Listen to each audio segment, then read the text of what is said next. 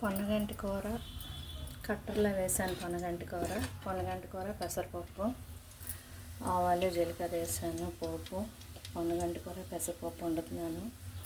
ఎండుమిరపకాయలు కట్ చేస్తాను, ఉల్లిపాయలు, వెల్లుల్లిపాయలు, కరివేపాకు, టమాటా.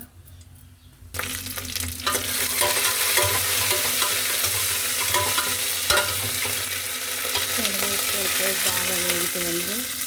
ఇప్పుడు ఇవన్నీ వేసేస్తున్నాను.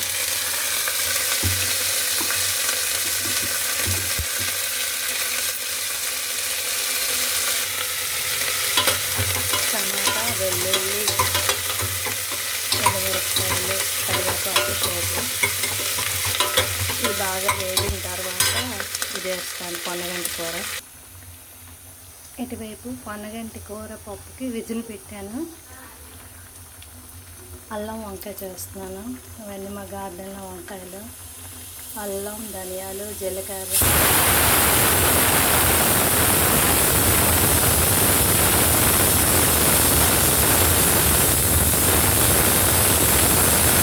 కుక్కర్ విజిల్ వచ్చింది, డిస్టర్బెన్స్ అయింది.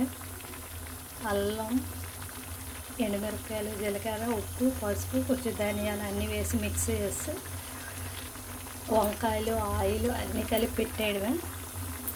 ఇది ఇలా గ్రేవీ కావాలంటే గ్రేవీ ఉంచుకోవచ్చు, లేకపోతే ఫ్రై చేసుకోవచ్చు. నేనైతే ఫ్రై చేద్దాం అనుకుంటున్నాను. దగ్గరికి బాగుంటుంది. లాస్ట్లో కావాలంటే మళ్ళీ పోపు వేసుకోవచ్చు. నేనైతే పోపు వేయలేను. దీంట్లో వెల్లుల్లి కానీ తెల్లుల్లి కానీ ఏమీ ఉండదు. ఉపవాసాలు పూజలు చేసేటప్పుడు ఇలాంటి కూరలు బాగుంటాయి. పొన్నగంటి కూర పప్పు రెడీ అయిపోయింది. గ్యాస్ ఆపేస్తున్నాను. వంకాయ బాగా వేగిన తర్వాత కుక్కర్ విజిల్ పెట్టాను. మళ్ళీ అది కొంచెం ఉడికినట్లేదు, దాన్ని మళ్ళీ ఫ్రై చేస్తాను.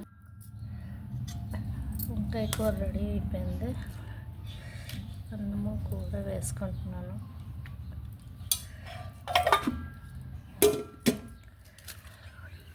ఓకే, లైక్ చేయండి, షేర్ చేయండి, సబ్స్క్రైబ్ చేయండి.